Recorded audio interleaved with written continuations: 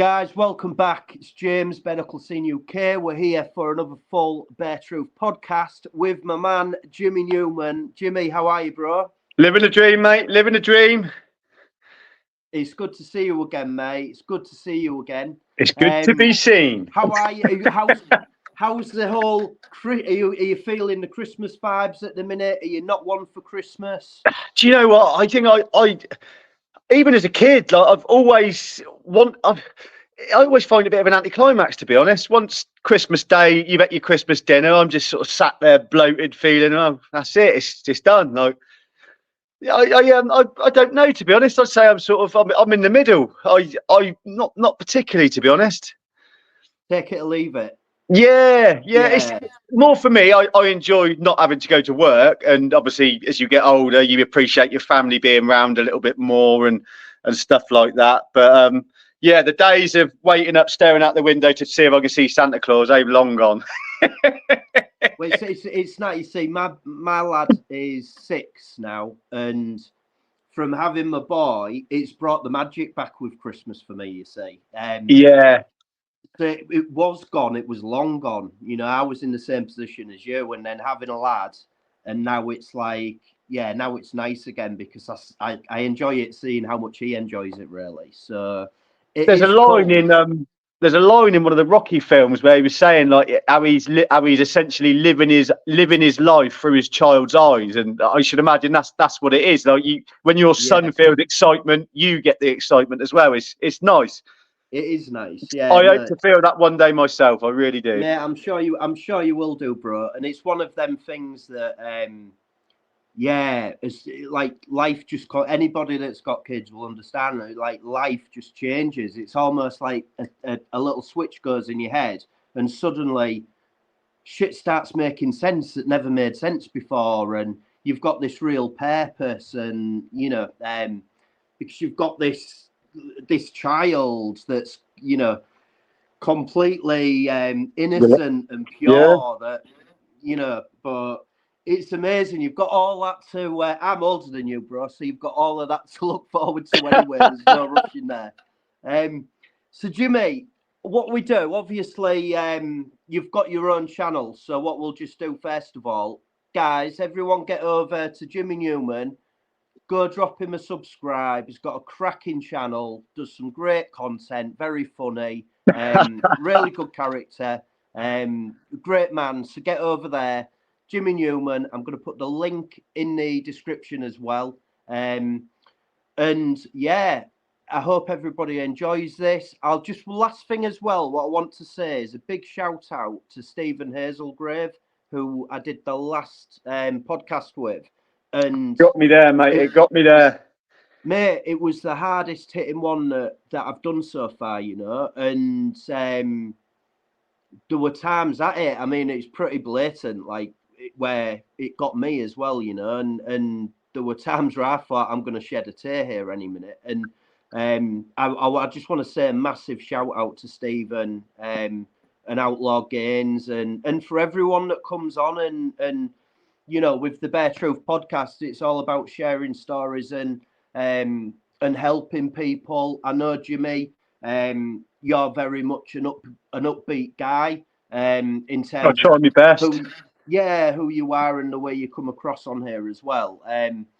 But I'm really, really looking forward to sort of learning your story as well and what's brought you to where you are now. I know you've had a couple of madnesses in your past. Which we'll get into, but what we do, mate, we take it right back. So literally where you grew up, family, where was home, school life, and then going into adulthood. Right. Well, I was born in the John Radcliffe Hospital in Oxford, I believe it is. Well, I know it is. We lived in a place in Oxford called Blackbird Leys. It's meant to be quite a rough area, but I mean, I was a kid. I can't remember any of that. But then we moved to a small village in Abingdon, which is also in Oxfordshire, called Wootton. I'd say my childhood, I was so lucky. It was it was still the time where you could let your kids go out to play. Like, I don't want to see you back till 9 o'clock. You know what I mean? it was a good childhood looking at it. You know, it was, the internet wasn't about. There was loads of kids who was out playing football every day.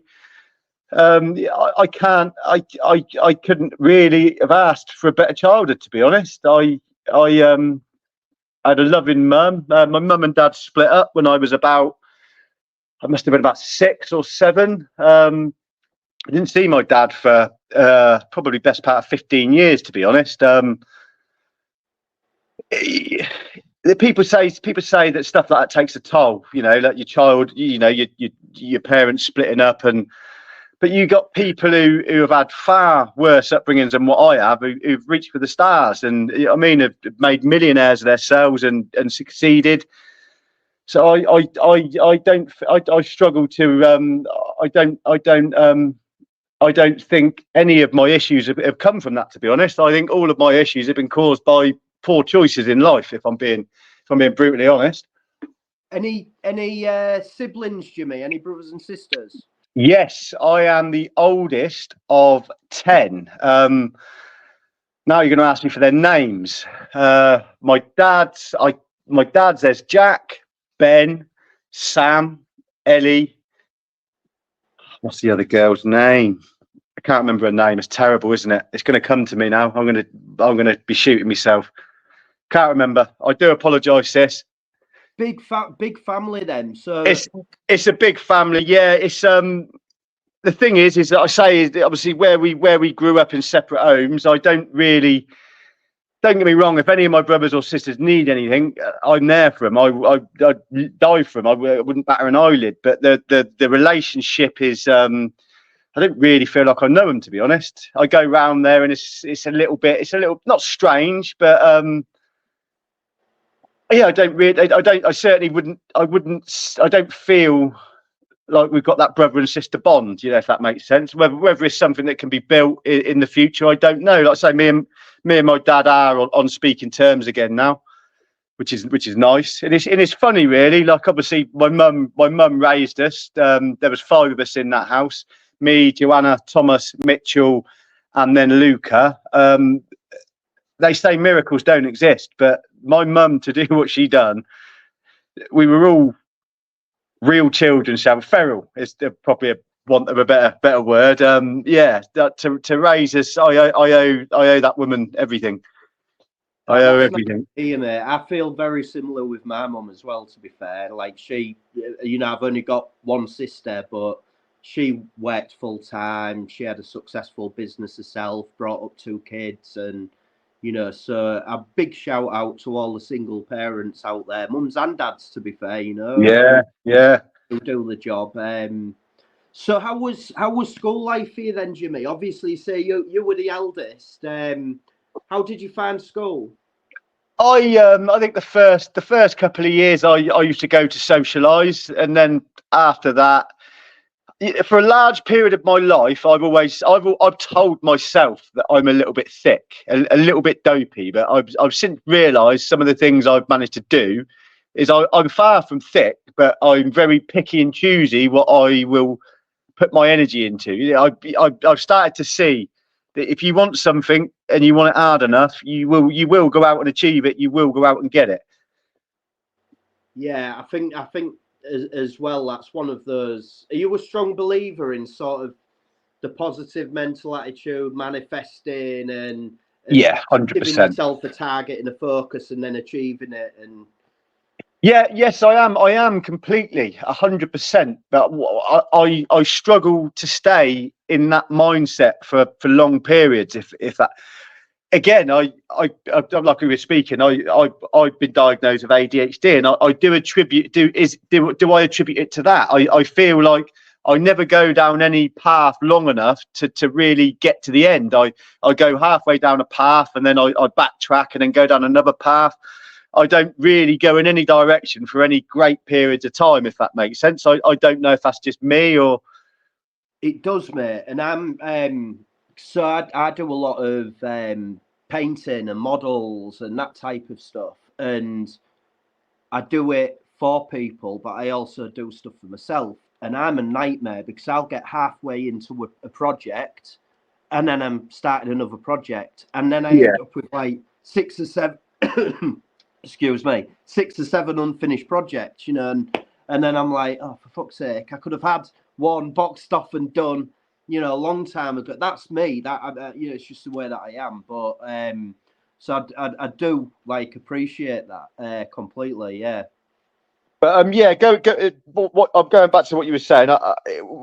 But the positive mindset and being positive and just being happy is it's just a massive tool in life. I think if you're happy, nothing really can bother you. I think happiness is one of the best things, isn't it? Really, you know, and people can be unhappy. They can be, you know, there's so many people nowadays that struggle with mental health as well. And I think it's massive. It's huge, and I don't think 2020 did people much favours. There's still people like who are affected now, nearly 4 years on.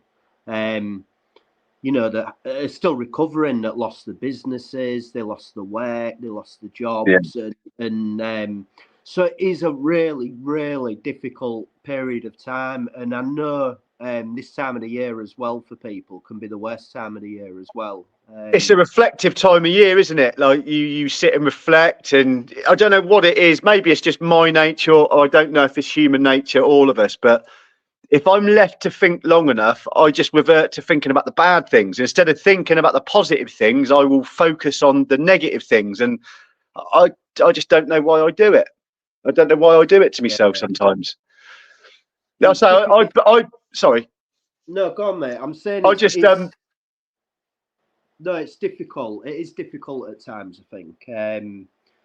But I wish I knew the answers, to be honest. I wish I knew the answers, and it's difficult because everybody's got their own way of dealing with things and their own way, you know, of getting through stuff. And it is a tough fucking time. Let's be honest. It's a tough world we're living in today, and you see all the craziness that goes on, and you know, all the way around the world, and it scares the shit out of me from a little boy, if I'm honest. That's what scares me, you know. Yeah. Yeah, I can imagine. I suppose by the time he grows up, it's I was having a conversation earlier. The thing when there's huge changes, the changes only really last for a generation or two, don't they? Before it's just normal. Then it's just the norm. But I fully. Yeah, no, I was just going to say, just touching back on what you said as well about when you were growing up and you were sort of out, and I can see, you know, the kids just running around the house and running in, grabbing a drink, grabbing food, running back out, and that's exactly what I was like, you know. And I knew what time I had to go home because the street lights came on, and as soon as the street lights came on, that was the time to go back home. And you know, other than, I mean, when I was really young, it was when the first Nintendo and Master Systems and stuff came into play, you know. Yeah, I remember the first Nintendo. Yeah, all that type of stuff. And but it wasn't, you know, it was all out larking about on the field, making dens. And, that's it, climbing trees. Know, yeah, playing knock and run. I mean, it's so hard nowadays because all that kids want to do is sit in front of the computer screen and play games and do this, and it's sad, you know.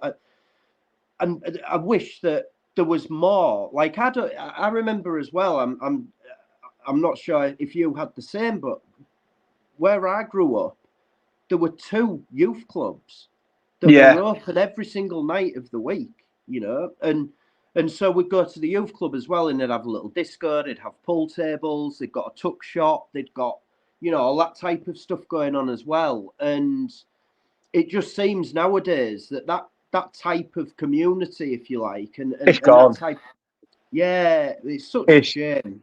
I remember being in pubs when I was a kid. I mean, don't get me wrong, the place would be filled with smoke, but what you'd notice is people were leaning into each other. They were engaged. They were talking. They were laughing.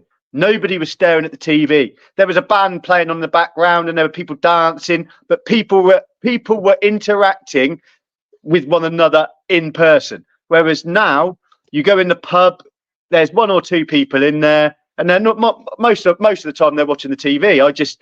That whole it seems like the whole culture of socializing it's like they've done away with it, and I don't know why. I can't. Or is it something the people have done? Is it the choice we've made? I don't know. I can't pinpoint the exact time that things started to change, but if I was to hazard a guess, it would be the internet. It would be around that time, I think. Yeah, I agree because it's around that time, not long after the internet, and then the phones started turning into smartphones and having, more capabilities. And I mean, now I think with smartphones nowadays, it's in some ways it's just killed off. It's killing the human population. It's killing the human population as well. The reason today's kids are not having as many children is because every fucker's got their phone in their left hand, they got their dick in their right hand, and they're not being intimate with their partners no more. I've been there and done that myself. I get it, but it's not healthy. It's I don't like today's. A 13-year-old child should not be watching hardcore gangbang porn because he's thinking like, that looks great. I want to do that. But little does he realise the girl that he's just met and got, she doesn't want to do that. They don't want to do that. But it warps. I think it warps your sense of reality. Stuff like porn and other stuff on the internet. I just think I can't even put the feeling I've got into words, but it's not healthy, I don't think. And there's no going back. It's too addictive. It's too exciting. Yeah, you get a lot of kids as well nowadays, like aspiring to the wrong things through social media and seeing such and such, and then it's all about I mean, the other thing as well. By the way, I'm just going to stop 1 second, people. Me and Jimmy will probably digress a lot during this podcast, just in the way that we are, and so it's not a typical Bare Truth podcast. It is, but we will digress. In relation to like all this with the filters now on phones and everything else, where everything nowadays just seems so fucking fake, I didn't realise. I was looking at my phone. I've got this new phone. You can change the size of your eyes. You can change your jawline. You can change your skin tone. Like, what is the point of say you're a single gentleman and you're meeting a woman. You both sent each other edited photos so that when you turn up, so what? Who are you? I've been there, mate. I've had it. I've been there. Honest to God, I've been there, and it was like literally more than a couple of times as well. And it's almost like you don't even look recognizable to the person in the photos. It's that it changes you that much. Like these apps and filters, and I don't even know how it all works, if I'm being brutally honest. But it's scary, isn't it? Because the other thing as well is you've got women in the sort of 50s, 60s doing it, are looking like they're in the 20s, 30s. And it's like, what is everybody? Are we going to get to an age? I remember as well, you'll remember the days of the family photo albums where you'd go through it and you'd look at all the photos placed out. And I look now and I think, what are these people going to look back on in 20, 30 years when every single photo just looks the same because they're using these filters and honestly, I swear to God, hand on heart, from my own and a guy's point of view, doesn't do the women any favors. No, you feel like you've been lied to. Look better, when it's that heavily filtered. Honestly, I just prefer just normal photos, really. Just show me what you bloody look like, will you, woman, innit? That's it, because I need to be able to recognise you when I walk into the bar, Yeah. I wouldn't even go. I'd even go one further. It's just I need to know if we're going on this date. I want to know whether I want to bang you or not before I turn up. Or not head straight to the exit, go around in the circle at all. But no, anyway, there we go. We digress massively. So, Jimmy, it would take it back to sort of when you got to the point of leaving school, so you'd done your GCSEs or whatever, and I was at school till the end of year 9, and then I got introduced into to females and smoking, and it just steadily declined from there, to be honest. And if I'm being honest, it declined for probably another 15 years after that. I was terrible with initially, like I say, when I left school, I got kicked out of school at the end of year 9, the beginning of year 10. I still remember it. Funnily enough, the thing I actually got kicked out for was having like this careers meeting. Some bloke was stood on stage and, oh, it's so important. You've got to pick this career and you've got to make sure you get it right. I remember thinking like, oh, it's a bit scary. But anyway, my mate kept making stupid noises. Lee Blackford, how you doing, Lee? But yeah, he kept making these bloody noises, and the teacher come over. Mr. James, his name was, probably still is Mr. James, to be fair. But yeah, he come over and he pulled me into the head teacher's office and had a go at me, and I was just like, sir, it wasn't even me. And he's just like, look, he's like, Newman, he said, if you're not going to knuckle down, he's like, his exact words, if you're not going to knuckle down, fuck off. So with obviously, even at that age, I was a bit like a mirror. You treat me like a CUNT, I'm going to act like one. All right, fuck you then, I'm going. Walked me down the end of the drive, and I still remember it. I looked back, and he just said, Newman, you'll amount to fuck all. And off he went. I still think, even to this day, when I'm in the area, to walk in the school, not to be a twat, but just to shake his hand and be like, look, I know you was trying to help me, sir, but you couldn't help me at that age. I knew everything. You couldn't help me. And little by little, fuck me, that old boy was right, wasn't he? That old boy was right. It's life, isn't it? And the cycle probably going to repeat itself in another 20, 30 years. I'll probably be at work, have some labourer with me who thinks he knows everything, and I'll be saying to him, I used to be a footballer, or then he'll just be looking at me like I'll be old bald and no teeth by then. He'll be, yeah, whatever, you old fucker. But it's life, isn't it? You can't tell him. You couldn't tell me. You couldn't tell me anything. But what did you go into then, Jimmy? When after school?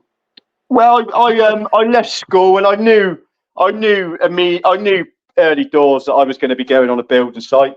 I didn't know what I'd be doing, but funnily enough, the gentleman who I was smoking, well, it was solid back then.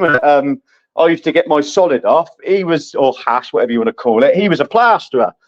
And I remember begging him for a job. Come on, give me a job. And he was just like, look, mate, I know you. There's no way I can have you working with me.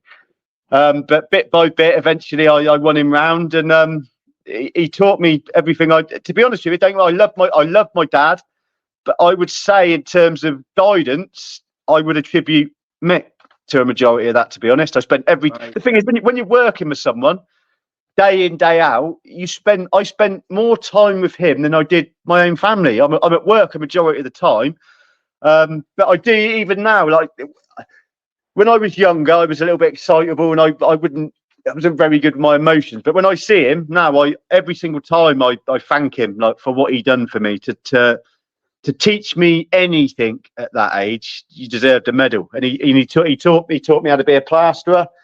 It wasn't just that. Small things like you don't. I'd say life things as well. He taught me. Like if you're on a job, you don't. If you're on a job and somebody asks you, can you do my job, and you're working with somebody else, you don't take other people's work. Just silly little things, but things that I've always kept true to. I've always believed in, and I still to this day do follow a lot of what he says, to be honest. No, that's good, mate. So you basically, and it's a good thing as well to come out, because I was similar. I got to 14, started working in a French restaurant, trained as a chef, worked nights after school and weekends. And I was earning a lot more money than my mates having paper rounds and whatever else. I was going out every week and getting the new trainers and everything else. And I thought, yeah, fuck this school off. It's nonsense. Look at me earning 50 quid a week or whatever. I was rolling in it. Both big money in it then, yeah, bloody yeah, right.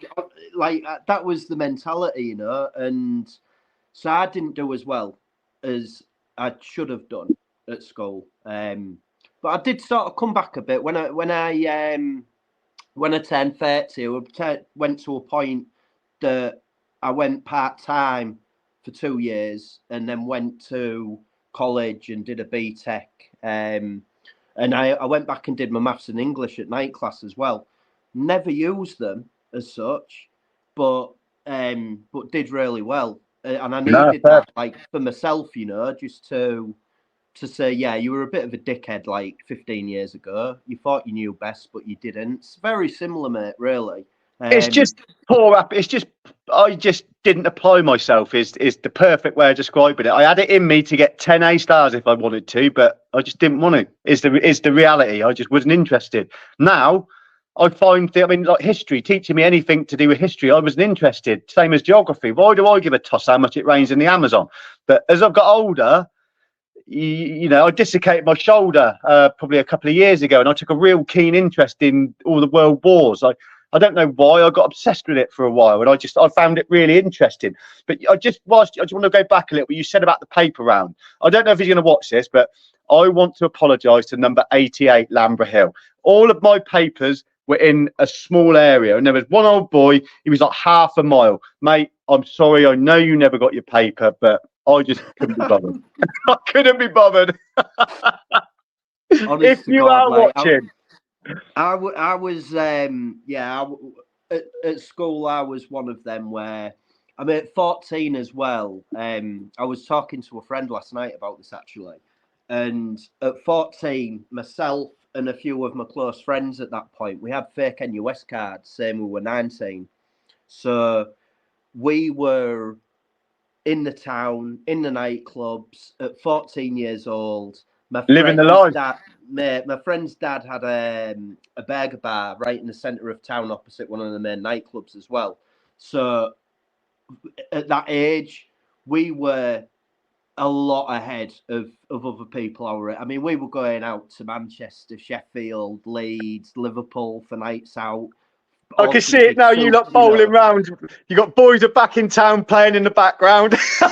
Honestly, mate, it's crazy. Do you know, to think back like now? Really, it is crazy to think about it. But that's what it was. And I remember, like, I think I got £1.50 to go in secondary school for school dinner. So it was £1.50, and I went and bought 10 Super Kings for 88p, grabbed a bottle of milk on the way to school off someone's doorstep, or if I was lucky, orange juice, you know, in the glass bottles.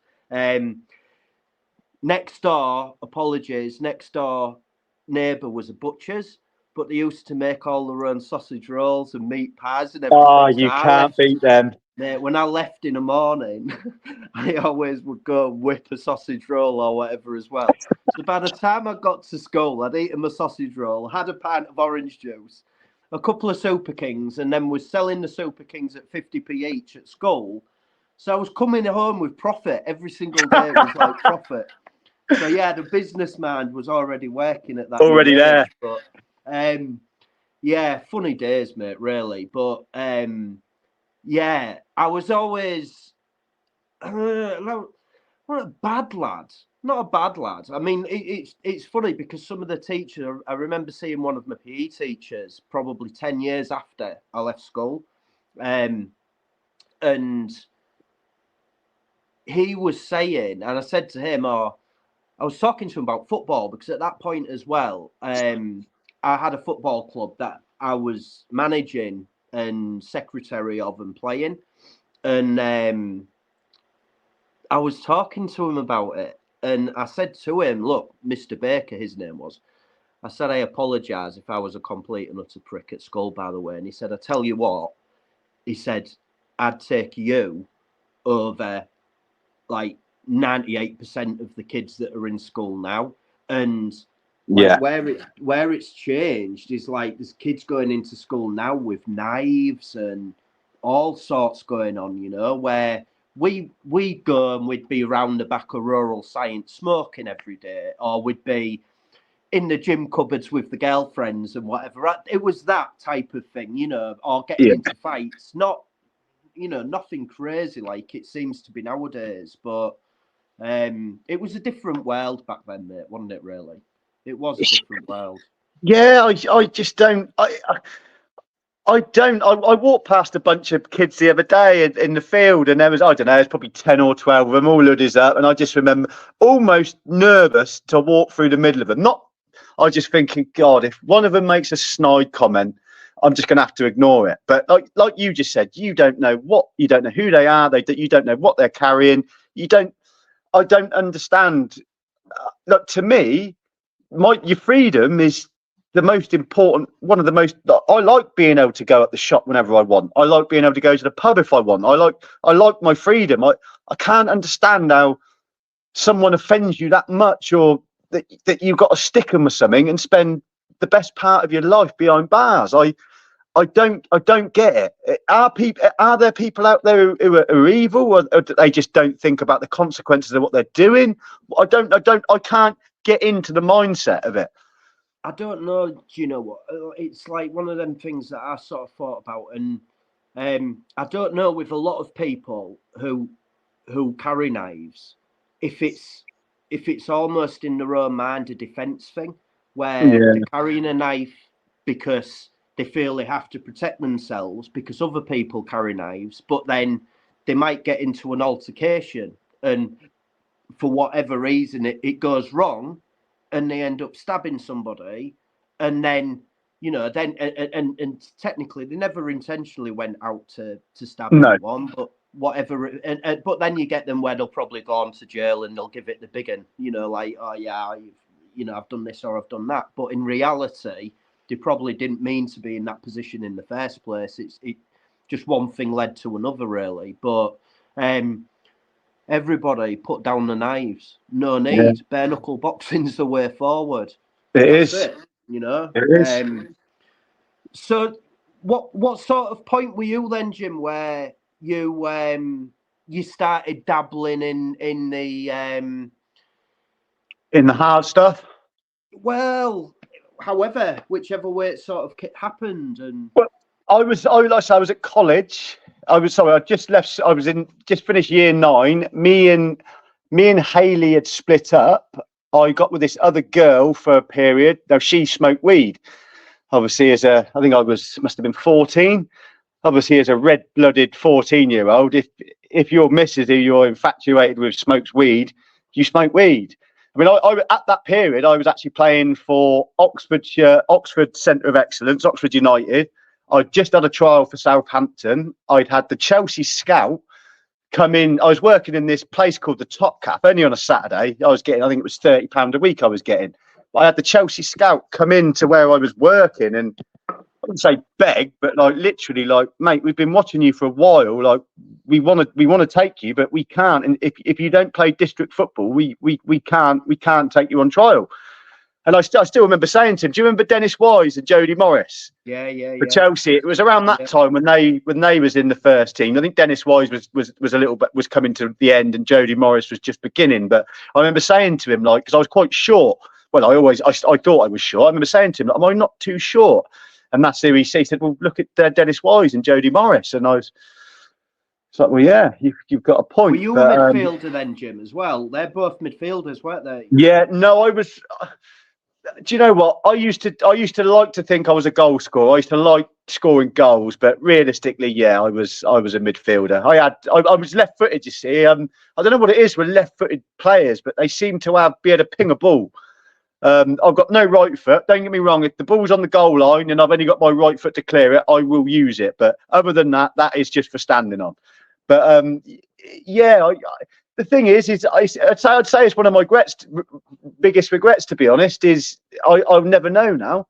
I will never know whether I could have made it or not, and I'm not going to get that chance again. But there you go. That is life, so they say. How long were you with Oxford United then? Did you leave? Was that like a youth apprenticeship back then?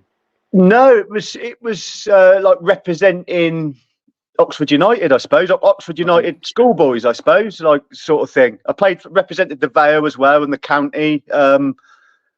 It sounds big-headed to say, but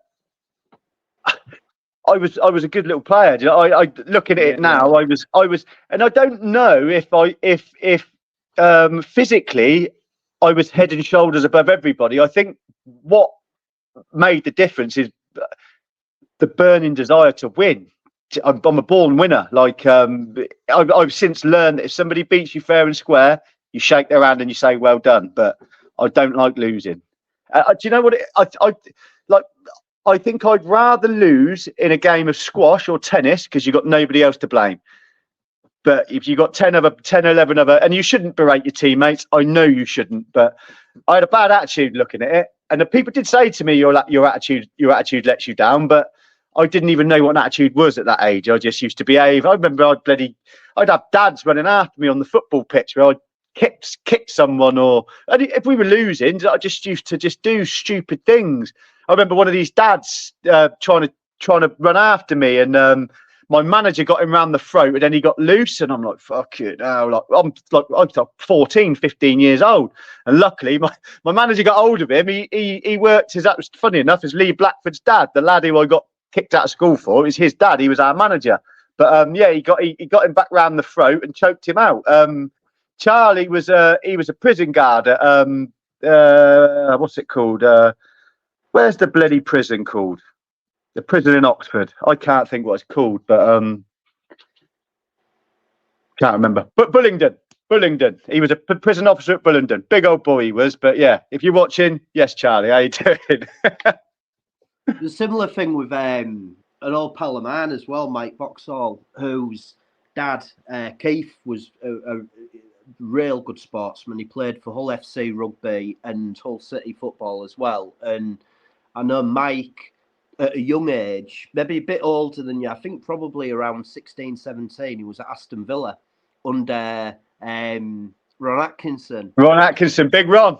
Yeah, Big Ron. And Mike was one of them where he started getting into enjoying his beers and wasn't taking it serious as he should. And so he was let go. But he did make his professional debut because he ended up signing and playing a few times for Scunthorpe United back in the day. We're going back a fucking while, mate, to be fair now. We're going back well over 20 years ago. But yeah, that was similar story, really, to be fair. So the other thing I do question is if I was to put myself in that situation at that age with earning the amount of money that I'd possibly earn, it might not have been good for me anyway. Maybe everything worked out for the best. If I'm looking at what I decided to do in the end anyway, it's quite possible that it wouldn't have done me any good. It might have made me worse. I say I'm never going to know. But that's an end to it. But I think realistically, I was one of them lads. I wasn't particularly gifted academically, but sounds big-headed. But I was top of the class at every sport we did, other than basketball. I couldn't handle basketball, but any other sport I could turn my hand to it. Like I was just one of them kids, I suppose. Naturally gifted, yeah. Yeah, so I don't want to come across as arrogant, but I was. Yeah, I can't lie. Yeah, some people are that. Yeah, some people are. You get some people where anything ball game related, they can just take to it, straight away. And other people have different bits which they tend to excel in more. But so I know you've you've had a long-term relationship stemming back to a young age, and then you said you had a split at that point. You meet this other girl, she's smoking the weed or the resin, rocket, whatever you want to call it. Do you know what? The first time I remember a chap called, I'm not going to say his second name, but a chap called Alexi, he had a joint of skunk, which I'd never, ever encountered before. And another lad, I don't know who it was, but he had a joint of skunk. And I still remember it. people were like, don't. Obviously, I'm still like it now, a bit of a bullet again. I fucking give it here, and they like, Newman, like, slow down. Anyway, I did slow down, and the canteen was called the Loaf. I remember being sat in the Loaf, and one of my mates, Ross, he's like, Newman, have you seen your eyes? What do you mean? I go to the toilet. I'm like, oh my God, I'm going home.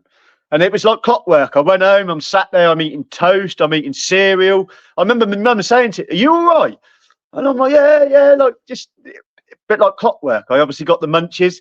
Little did I realise that it was just that was the beginning, it was the beginning of the end. Not the end, but it was the beginning of, like, oh my God, like, because I was dead into my football, like, I didn't smoke. I remember saying to one of my mates, Martin Woodbridge, like, don't bring that rollie near me or I'll slap you. Like, I didn't even want it near me. Yeah.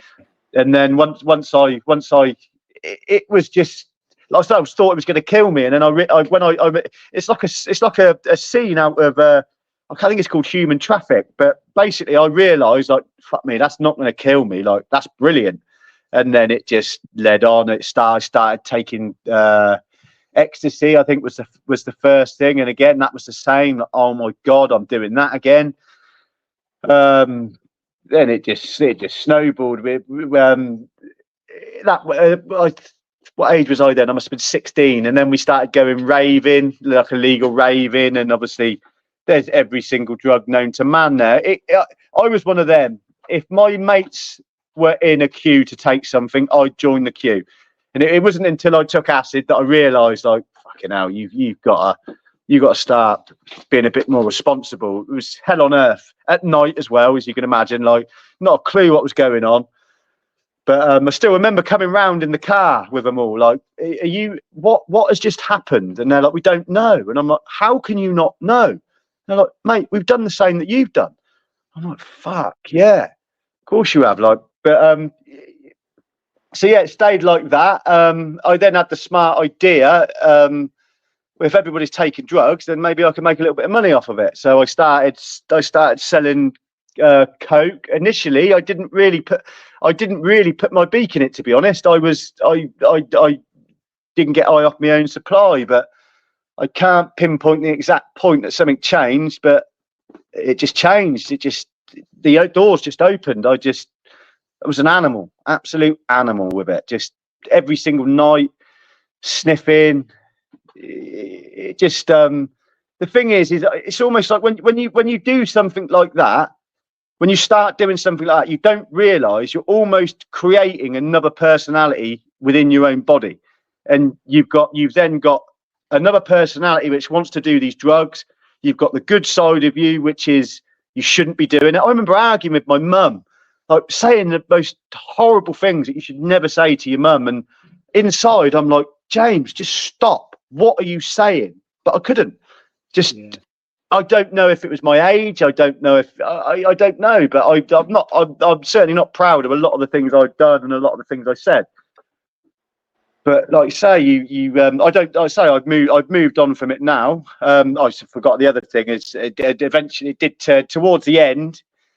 I was 16. I started selling. I think it was 16, 17, and 30. Bloody hell, it's 32. 16, 17, selling cocaine as well. Yeah, selling coke. And then I pretty much sold it all the way up till I was 32. Towards the end, I say, if I'm being honest, James, it's all like a bit of I have to remind myself that it was me that done that. It feels like it was I have to remind myself that whatever the organs, i.e. the heart and the lungs or whatever is footing the bill for what I did, that's still me. I'm still footing the bill for that. I have to remind myself that, because it doesn't. It feels like a completely different person. I don't know. Yeah, I was going to say it's a real contentious issue as well. What some people think that, like, smoking weed is a pathway onto stronger drugs. Some people are like, not at all. So I believe it is. Yeah, I was going to say, listening to yourself, then I'd say that you're of that mindset that, you start somewhere and it follows on, basically. I would say, I mean, maybe not in all cases, but I would have to say I believe in a majority. Yeah, a majority of drug problems will start out with weed smoking or pot smoking, I should imagine, and then just sort of a random one, but while it's in my head, do you think, in terms of any of your problems later in life, let's say, with any type of struggles you've had, mental health problem, any, like, I know you've said that you've been diagnosed ADHD as well. Do you think any of that can be contributed to drug use or not? I got diagnosed with ADHD at school. This was before I'd even smoked, so I'd probably say not that, but it's a possibility. The rest of it, yes, I can't dispute that. And to say anything different would just be ridiculous. I think. I honestly don't know. It's entirely possible, and it is, isn't it? It has to be. Like I say, what goes up must come down. The age that you're at now, Jim, and going back, it's not a million years ago that obviously you stopped using it and dealing as well. What advice would you give to people now who are caught in that cycle, basically, of sniffing, and because you were probably in a position where, because you were dealing, it was always there for you anyway. There's a lot of people who they're going massively into debt and they just can't stop. What advice would you give them? I would say, listen to the real voice in your head that is the real you. It will be telling you to do the good things, the correct things. If that means moving away from people, distancing yourself from bad influences, listen. Throughout the whole thing, I was desperate to stop, and I just couldn't. I just couldn't. And I still remember. Towards the end, I was smoking. I was washing it up, and then smoking gear to come down, and only for probably a couple of months. And I even remember almost, do you really want to go further into this cycle that you're going on? And I remember thinking, like, I need to hit rock bottom. I need to get as low as I can get to stop. And I remember I'd finished my smoking the stones. I just smoked the stuff to come down with, the gear, heroin. I'm not proud to say it. And it felt, it sounds weird to say, but it felt like something popped in me. It like a popping sound, like a popping feeling. And it was me admitting to myself that I'd lost control. I can't describe it. I was talking to myself. You've lost control. We've lost control of this. And I waited for myself to feel like I could talk to my missus again. She was my missus at that point, not wife. Because this is why I wanted to stop. I was getting married, and I promised myself once we start saving for the wedding, I'm going to stop. And 2 months in, I'm still not stopping. And it's just like, right, I've lost control of this. So I told her where the money was going. I mean, who spends £500-600 a weekend on weed? That's what I was lying. That's the other problem, chaps. Is it's not just the doing the drugs, it's the lying and the cheating that goes with it. Not cheating on your missus, but the lying and the being deceitful and lying where the money's coming from and where it's going. It does weigh on you, because you're with a good person. And it does hurt you, but the animal just takes over. I was going to say, it's like you're lying and cheating to yourself as well, aren't you? Yeah. And I think that causes depression. I think when you're breaking promises to yourself day in, day out, you have nowhere to go other than, maybe I'm a bad egg here, maybe I'm just a wrong one, maybe I'm not a good person. And all that does start going through your head, you just, maybe I'm a lost cause. What is wrong with me? But I'm saying, if you can get to that point where you can admit to yourself that you've lost control and try and take control back, bit by bit, it does start to get easier. And I'm not going to lie to you. When I was on my stag do, and I had a big falling out with my brother, and he was like, "What? I don't even know you anymore. What is up with you?" And I said to him, like, Thomas, I am withdrawal. This was like 2 months after I stopped. I'm still feeling withdrawals, like essentially, withdrawals. And now my brother is real bad with the stuff himself, like terrible. I was going to say, were the people around you still using at that point? And yeah. It was funny because a couple of months, I'd say probably 3 months ago, I used to live in a place called Abbott. I think I said, didn't I, Abingdon? And that's where all the lads I used to knock about with are from. I did a job with one of my mates. You know, I'd go and give him a hand. I hadn't seen him for a while. It was just like old times. And then we finished work, and he was just, I'm just going to go and see Darren. You don't mind, do you? I was just like, fucking hell, mate. Like, Jesus. Anyway, it was like clockwork. He'd had two sips of beer. He's whacked a liner. He was social for about 5 minutes. And I remember him looking up. He's like, I've gone all paranoid. I just remember thinking to myself, I haven't been with you in 5 years. I haven't seen you. And you're still doing the same. And we went to the pub afterwards. I couldn't believe what I was seeing. Lads my age still doing it, still doing all of the same stuff. And I just, and in that moment, I went from beating myself up to actually realizing, oh shit, a lot of people are going to spend their entire lifetime in this. And if you've managed to get in and out in, what am I, 17? If you managed to get in and out in 16, 17 years, well, I suppose if you include the smoking 20 years, 25 years, then you've done bloody well. I realised in that instance, like, hang on a minute, like you got to stop beating yourself up here. You've done what you've done. You regret it. You know it's not. You know that it's not the way that you want to live your life, and you've changed it.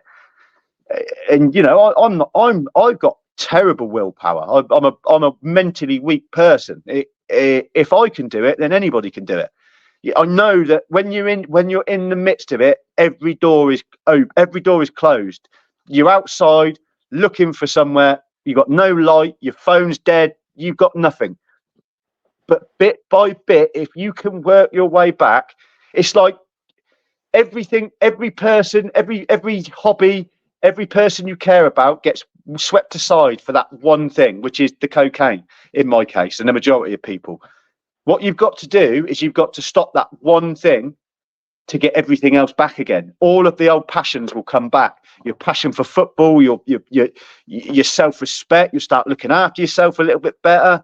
You start feeling hornier again, where you feel better about yourself. I mean, again, I didn't realise till I got older, but a man's sex drive is attributed to how he's feeling in himself. If you're feeling low and beating yourself up, you're not feeling frisky. And I went through that for years, like a good couple of years. Me and my wife wasn't intimate, and just what I put that girl through. I can't believe, like intimacy, like in a relationship, and that it's so important. And I think some people can get into a bit of a cycle as well, where if they are using coke, then they almost feel like they have to do that in order to have a night, and pop a, I've mix it with some Viagra and this and that and whatever. Yeah. And it's the worst thing. The best thing is to try. I mean, it's not easy, and there's no. Yeah, I think it's so easy to lose that intimacy with a partner. And it is. It's hard to get it back.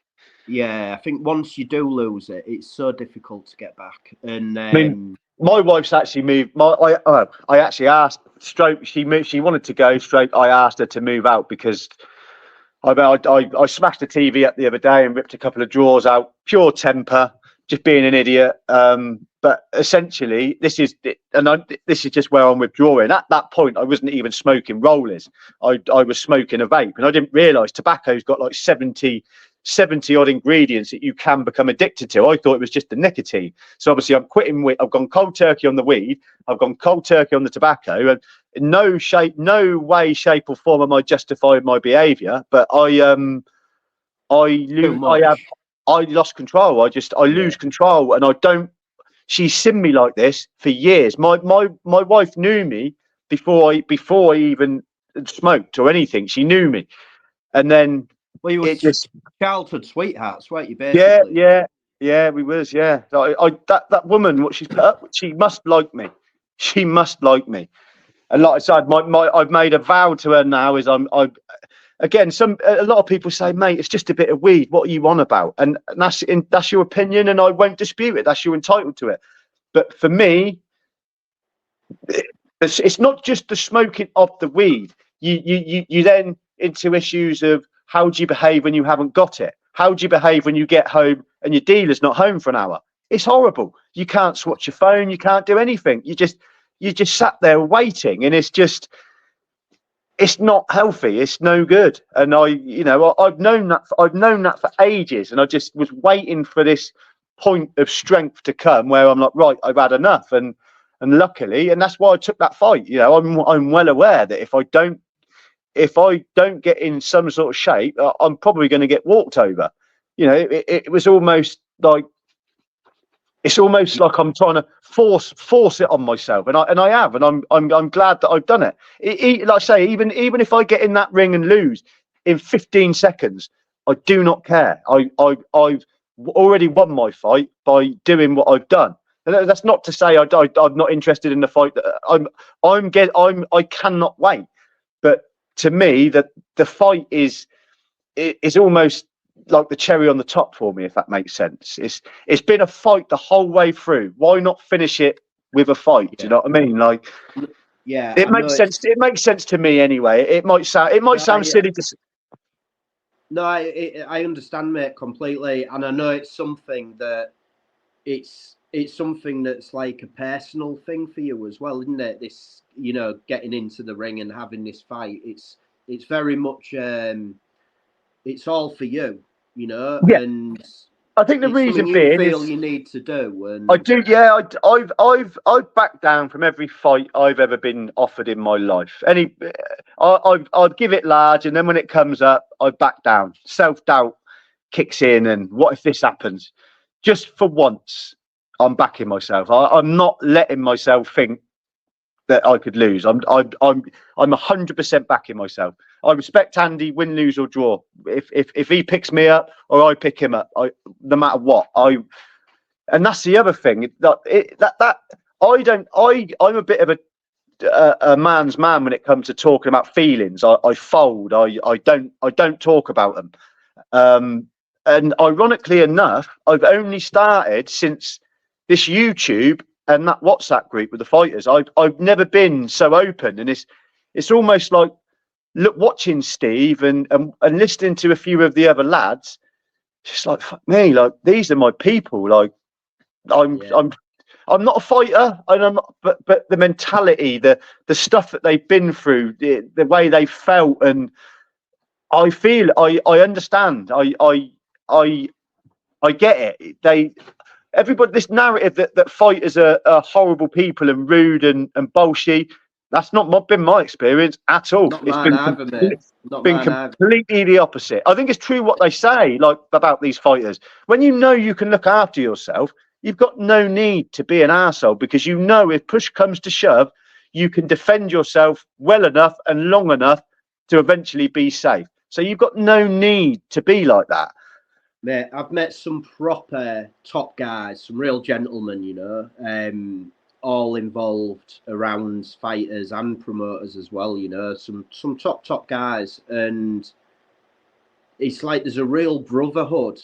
Yeah, that's a good. The bare knuckle, not just. I mean, Spartan's a special place because it's very much a family orientated brotherhood within Spartan as well. A lot about it, Spartan family. They're all there backing each other up. But having said that, they're all there helping other people as well. Anybody who needs a bit of a G up or yeah, I felt it. I have felt it. Steve has. I had a bit of a. I think it was the day after. Because I was supposed to be buying some more garms off him, and obviously the missus is not here. I don't have control of my money because I'm terrible with it. Like, if I'm not spending it on weed, I go and spend it on clothes. I just spunk money. So what I tend to do is I tend to get paid and transfer it all to her. I don't have a bank card. for the same reason. But obviously, I'm now in a scenario where I promised Steve I'm going to buy some more games, and I will, and I still do want to. I like his stuff, but I just felt like, fuck me, I've now. To me, in life, sometimes if you break your word, you don't get it back. Sometimes, you know what I mean. I think your word is important, and I give him my word. I was going to come back and purchase some more stuff, and I wasn't able to do that. And I explained why. And mate, some of the things he was saying, it's just like, oh my, I don't know, like people have got a habit of sometimes people just speak, but I could tell that he meant what he was saying. You know what I mean? He really did. He cared. He really did care. Craig's another one. Craig Fuller. It's just, I don't know. Just they're all. I hope I'm not missing anybody out. They're everybody in the ones I've spoke to in that group. They all seem like just really nice human beings. Yeah, 100%. And do you know what? The thing as well that I speak to a lot of fighters that aren't Spartan YouTube Warz, you know, guys, BKB, BKFC, Bad to the Bone, Olympus, a lot of different platforms. And I get the exact same from each. Do you know what I mean? It's like, you know, I just feel there's something about bare knuckle where you have to be a little bit fucked up here and there to want to even get in there and throw hands, and you know that you're gonna get, you know, you possibility could be broken bones. You know you're gonna, unless you're very lucky. You know, there's not that many that come out unscathed from a bare knuckle fight. But every single guy, to be fair, that I've spoken to, I must have been lucky. You know, I must have been lucky, and touch wood, it carries on. Because there's plenty of pricks out there. Let's have it right, you know. So, but having said that, everybody that I've spoken to and dealt with, I've done podcasts with and spoken to, there's some really good people, mate. Some real gentlemen, and you know, just some really good guys. I think I only had one situation with a guy who it sort of blew up a bit. But to be fair, I think he'd had some cross wires, and I don't think he was in a good place at the time. But it you know, it is what it is. But no, in general, mate, I think there's proper, real, genuine people involved in the sport. You know? I just want to touch on something you've said about advice that I could offer anyone who's struggling with drugs, and like this. I used to think that being a good person just comes naturally. That's it. That's just the way they're wired up. Like they're a good person, and that's an end to it. It's not the case. Being a good person and being not selfish and kind and being caring is not something that comes naturally to me. It's a conscious effort. Not all the time, but it's being a really kind, caring person is not something that comes naturally to me. It's who I want to become. It's who I want to be. So I'm trying. That's it. That's who I want to be. So that's what I'm trying to do. But this idea that you're taking drugs and you're a bad person, and that's not the case. Some good people get caught up in bad things. They make bad choices, and then they're just going around in circles. But just don't give up. It doesn't mean you're a bad person. It just means you've made some bad choices. There's always time. I used to think that, I remember being 12, 13, thinking that when you're 38, like, why would you even bother doing your hair anymore? You're finished. Like, you're 2 minutes away from the ground. But now I'm 38. Like, that's not how I feel. I've still got loads of life inside me. But I think that's how every kid looks at it. Like, when you're old, you're old when you're old, aren't you? Like, you're 38's old, but it's 38 not. 38 is fucking ancient when you're a kid, isn't it? Let's have it. It's like so I know one story, so relatable to football. Obviously, you've told us that you were, a very gifted footballer when you were younger. Talk to me about Old Trafford.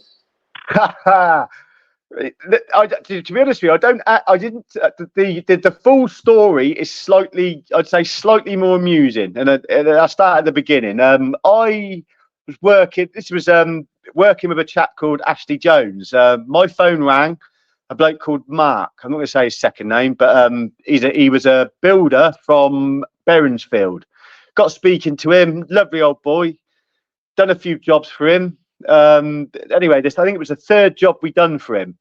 He's like, I got 2 season tickets at home for Man United. He's like, I can't go. He's like, do you fancy going? Sort of looked at Ash. I to be honest with you, obviously single parent background. I only ever went to one football game growing up, and that was Oxford United reserves versus Man United reserves. And the only player that it was put it this way, Brian McClare was playing. That's how long ago it was. Yeah. And I think Oxford United was still at the old Manor Ground. It wasn't the Kassam, but that was the only football game I'd been to at that point. So me and Ash decided, yeah, why not? We're going to go up.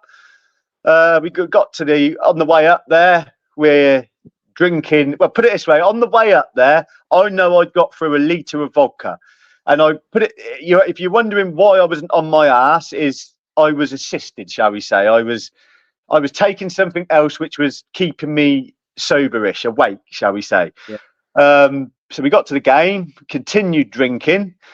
I remember being sick. I drunk a Jagerbomb. I was sick on one of the steward's foot. And I was thinking, fuck, how are you going to kick me out? He did. Luckily, he didn't. He just he wasn't very amused, as you can imagine. So anyway, watching the game, we're right up, like near the top of the stand, like nowhere near the pitch. Like where we were stood, you're better off watching it on TV. Half time went, oh, let's go down by the pitch. Let's see what happens. Come on. So anyway, I mean, I don't know how we managed it. Like, just walk straight through. We're right near we didn't do it immediately. It was like, come on, let's do this. All throughout the second half.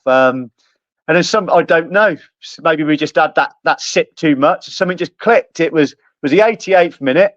Anderson was just putting the ball down to take a corner. And I remember watching my mate. He went a little bit before me and he got collared by the stewards. What people don't realise about you've got the gate where all the fans are, and then you've got, like, I would say, a 6-foot void of sort of tarmac, then you've got another gate, and then you've got the pitch. So obviously you've got to, but essentially the way I'm looking, you had time to put 1 foot down on that tarmac and jump over. If you put another foot down, they'd have caught you. But anyway, I managed to get on the pitch. I still remember it to this day. The sound, it's like a cacophony. It comes from every angle. I don't know if you remember a football player called Jurgen Klinsmann, but I mean, obviously, I was off my Murray at this point, so I'm running through the pitch, not really knowing, like, oh my God, what am I doing? Almost, and I see the stewards coming at me from all angles, so I just did the biggest Jurgen Klinsmann I could do. Obviously, when he scored, he used to dive, didn't he? So I still look at that picture now, and I'll tell you what, I'm proud of it. Like, I've got my coat in my hand, I've got some proper air on me, but yeah, obviously, got collared. It was in the cell. I mean, the walking off the pitch. I don't know if you watched the entirety of the video, but obviously where I dived, the crowd are chanting. First of all, it was Fergie, sign him up. Fergie, sign him up. I think it was only like then the other chant they were doing was, "Are you Suarez? Are you Suarez? Are you Suarez?" in disguise. Now there was probably, I think there was. It wasn't a full house by no means. I think 25, 30,000, I think there was. But I tell you, when you got 25, 30,000 people, like, essentially chanting you, oh mate, I was in my element. I think was it like a League Cup game or something? Yeah, it was a League Cup game. Yeah, it was a League Cup game. I was going to say, I've been to Old Trafford a few times, to be fair, and the only time when it's been like that, like, you know, sort of the third half capacity is usually League Cup, to be fair. Yeah, it was funny. It's funny. Yeah, it was a League. I think it was a Capital One Cup, or League Cup, isn't it? It used to be the Coca-Cola Cup, but they changed it, and they change it every year. But yeah, I mean, but then obviously they took me off the pitch. I didn't realise that Old Trafford's got like his own little like cells underneath. So I'm in there.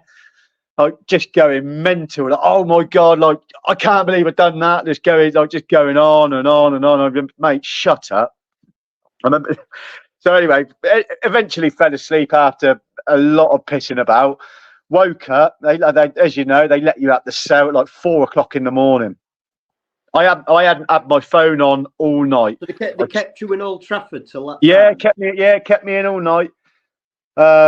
Kept me in all night. It was in the same cell as me mate. He didn't really speak to me. I don't think he was amused. I think he felt that I let him go so I could get on, and I can't really dispute it. It is the case. Sorry, Ash, but you know what I mean.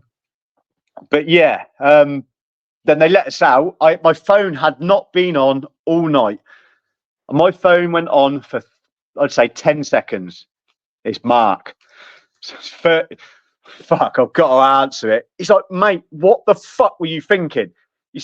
I said, mate, that's just the problem. I weren't thinking.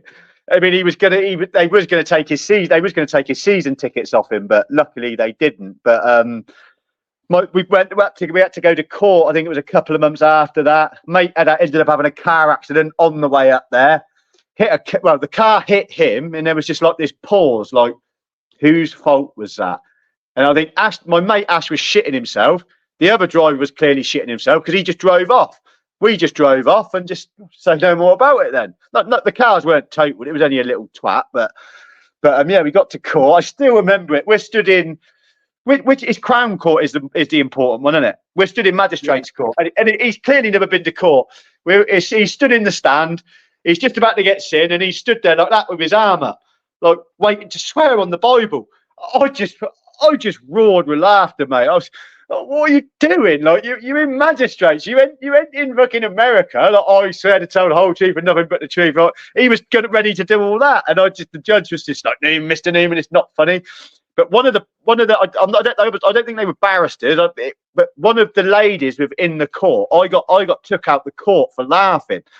And she come out. She was like, "I got to tell you, I was at that game. I see you do it. Fair play to you." Like, and then went back into court. She was tasty and all, but yeah, we got fined £800, which I never paid. And it's just seemed to have gone away. But yeah, the memory will last for a lifetime. Do you know what it was, James? I see my moment to tell the world I existed, and I took it. And I'll always be eternally grateful that I did. It was me. It was tailor-made for me. Did you get any ban or anything? Well, they said I'm banned for life. But if I am, I like to think they've got a picture of me in the club shop, and I'm next to Eric Cantona. That's what I like to think, but probably not.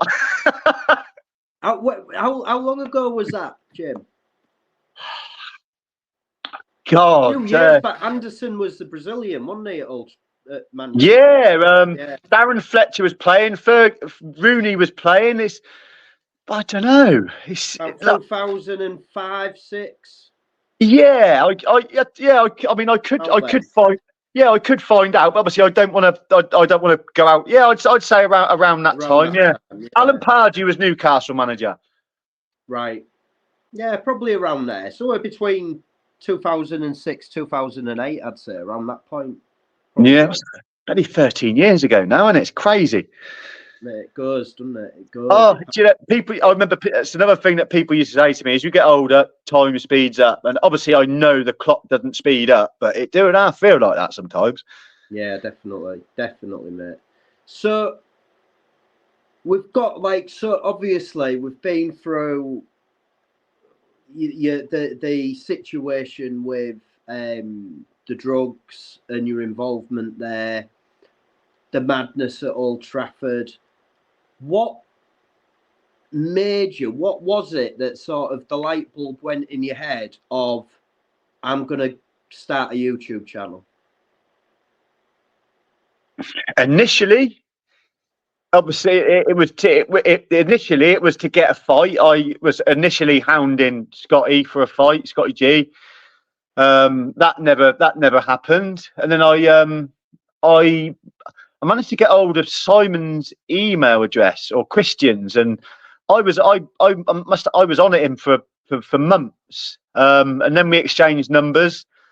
And then this YouTube belt come about. Obviously, you know, if you've got 1,000 subscribers, you can fight for this belt. And I just thought, well, you know, I'm a bit of an idiot myself. I got no problem with acting a fool to make people laugh. Like, it was around the time where Tank had come around and everybody was getting masks, and I just thought, what better, if you're going to take the piss out of someone, what better way to do it than get a mask of their face and do that?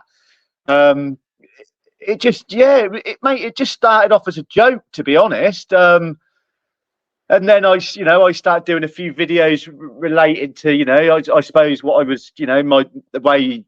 I don't like calling it mental health because I still don't know if I've caused this myself. I consider mental health like clinical depression, where it's come about for no fault of your own, if that makes sense. I still think if I when I continue to quit the weed, then I'm hoping things are going to get better. Obviously, if they don't, then I will explore the other avenues, and go to the doctor. But yeah, I put a few videos up regarding, the weed, and started getting these messages like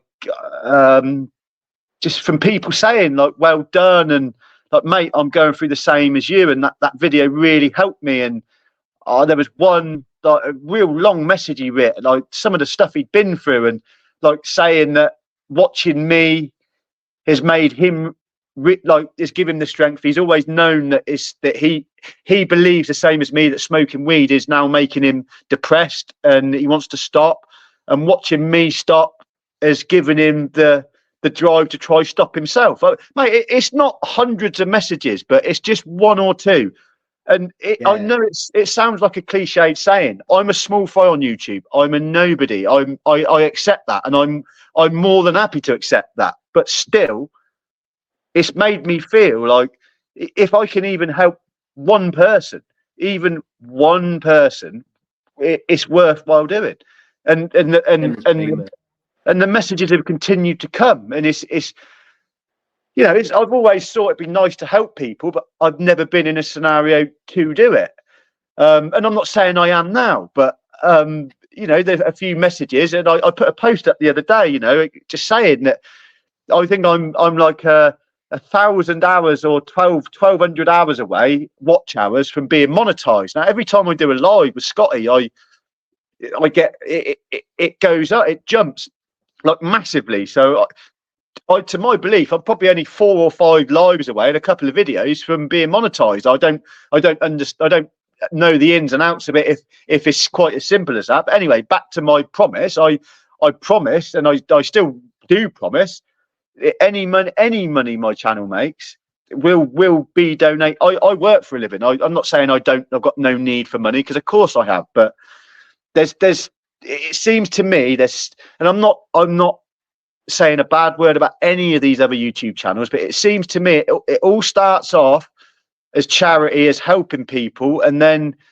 the lines get blurred somewhat, if that makes sense. Like the money, it just doesn't seem to be going where they say it's going. So I just for the first time in my life, it'd just be nice to be able to just to try to, even not even to make a difference, but to try.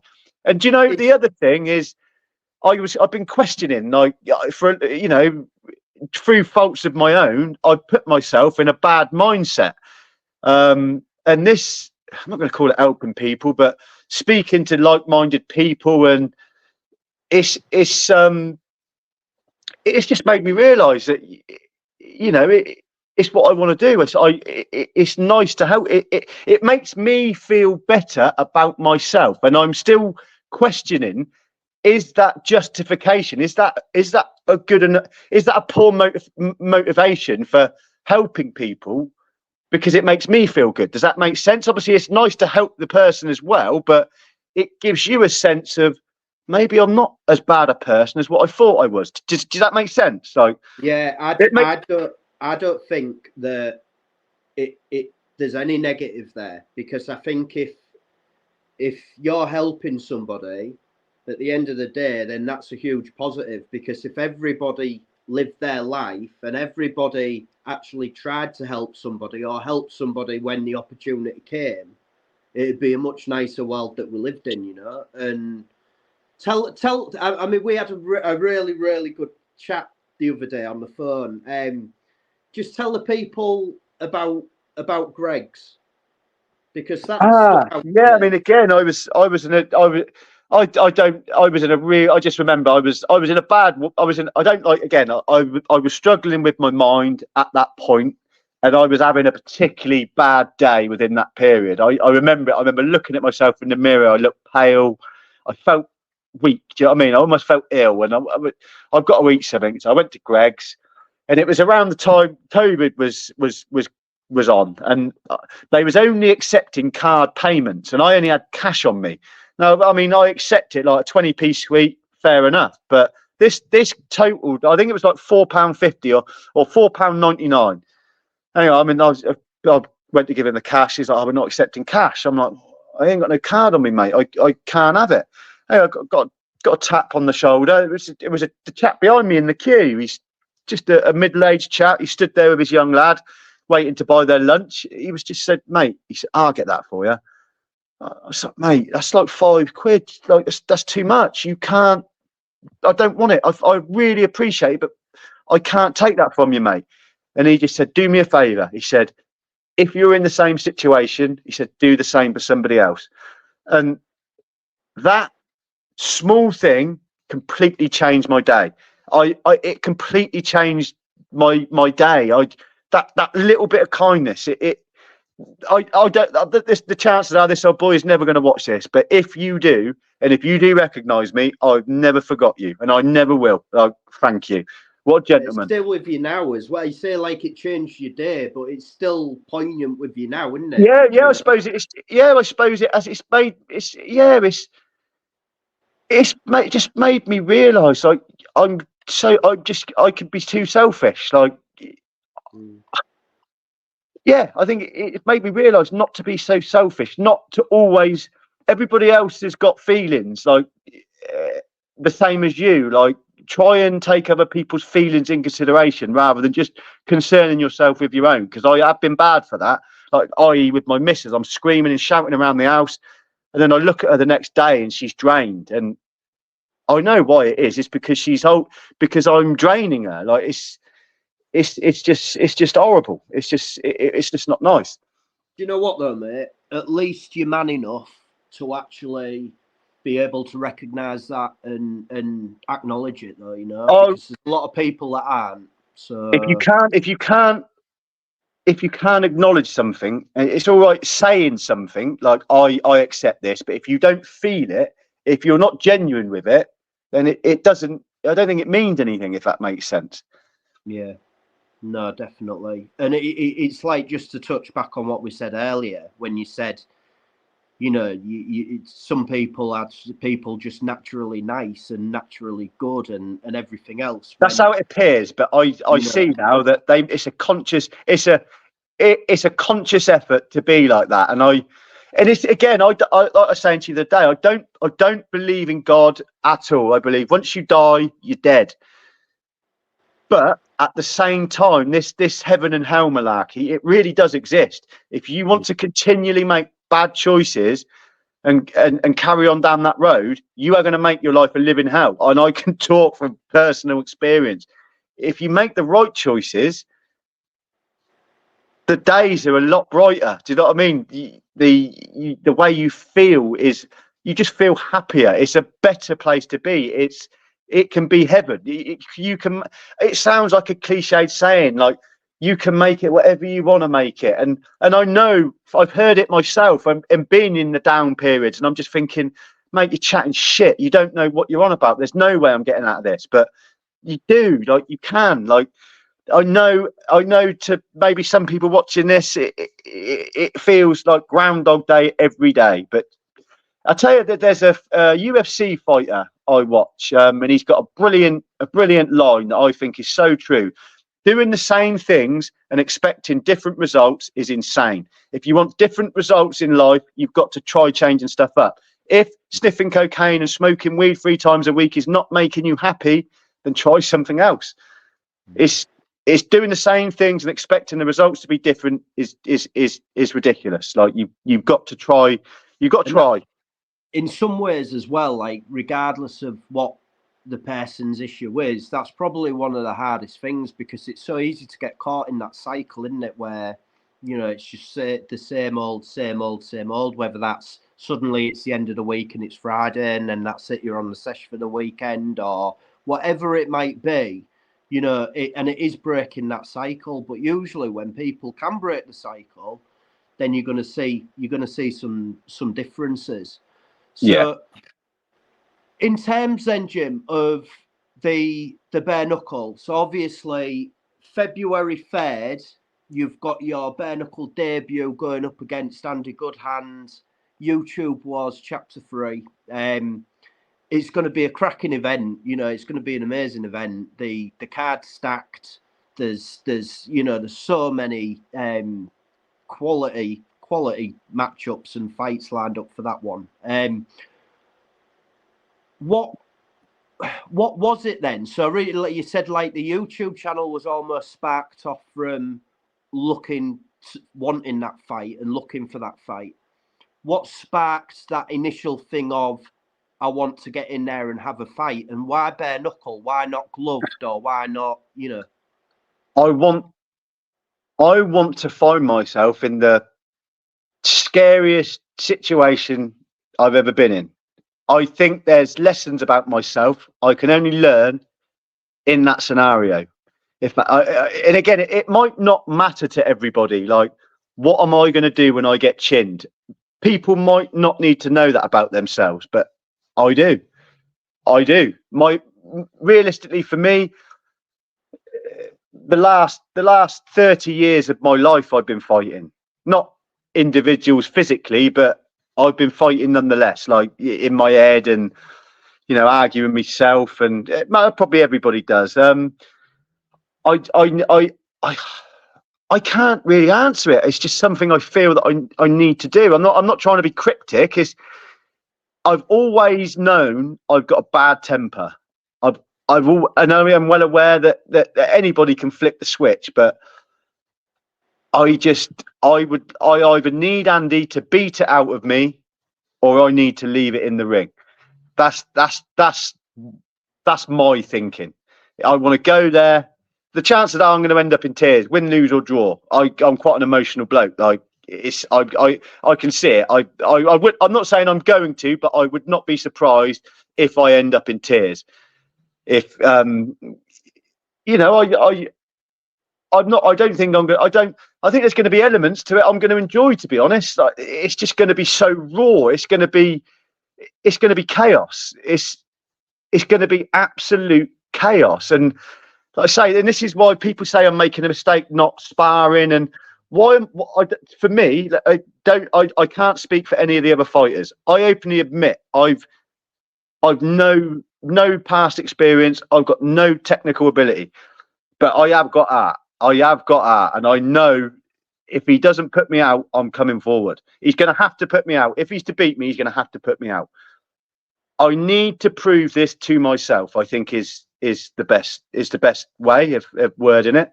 Not to anybody else. I got nothing. I don't feel I've got anything in that respect. I don't feel I've got anything to prove to anybody else. This is to prove to myself. I remember my brother, he was doing a white collar boxing event, gloved. And I don't know if you've heard of a chap called Matt Thorne, the cyborg. Name rings a bell, actually. Yeah, he's he was fighting it. He was meant to be fighting him anyway. I was stood there giving it large. Fucking hell, I'd do that, no problem. I'll get in there. Little did I realise one of the fighters hadn't turned up. So obviously my brother's gone and spoke to the promoter and come back to me and like, are you serious? Like, and I was all the self doubt, all the bad feelings started coming back in, and I just think it's time to just go for it. Win, lose or draw. It's time to back myself, no matter what. Like I say, it might sound like ridiculous. Like, what are you doing, getting in there with someone who's had 2 fights and you've never thrown a punch in your life? Even having said that, I still think I'm going to win. I really do. I really do.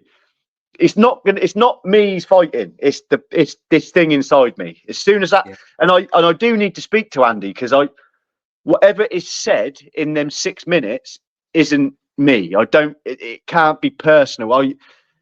I'm expecting to just flick the switch. I don't know what's going to happen. I don't know what's going to happen. I know I'll keep it, respectful. I'm not going to be headbutting or nothing like that. But no, yeah, of course. I know Andy, and I've spent a bit of time with Andy, and I can say, hand on heart, that come the end of the fight, whichever way it goes, it'll be all hugs and let's grab a beer, and I guarantee it. No, I can already feel that from him. Like personally, maybe we're not going to be best mates and see each other and send each other Christmas cards, but I'd like to remain in contact with him forever now after this. I will never forget him. I will never forget him.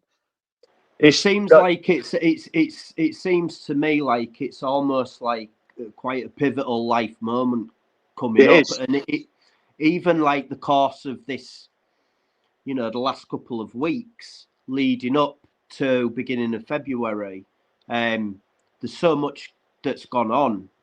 I mean, now you're completely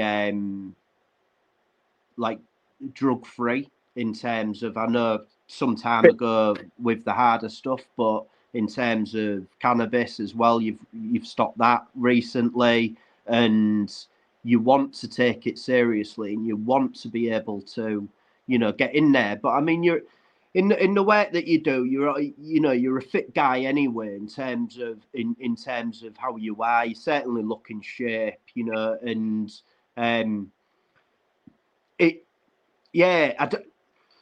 don't know. I don't want to say, but it's almost like you're not necessarily going in there to fight Andy Goodhand. In some ways, I'm fighting myself. To fight Jimmy Newman. Yeah, that's exactly it. That's exactly it. Like I say, I can't, just by turning up and fighting and going through the fire, I've already won. That's all I want to do. I don't even. Obviously, it'd be nice to win, but it's not my priority. If I had a choice of winning an easy fight and beating him in 2 seconds, or it being an all-out slugfest for 6 minutes and I lose decision, I'd pick the losing the decision. I'd pick it 100%. It's a journey, isn't it? Yeah. It's a journey and the experience and getting in there and doing what you need to do. Yeah. It almost feels like, in a way, you don't want to. I don't know. Is it that you want to sort of punish yourself in a way? Do you want to sort of take them shots, and is that something that you want? Is that something where you almost feel like, do you know what? There's been past mistakes. There's been this. You feel like you might have let some people down.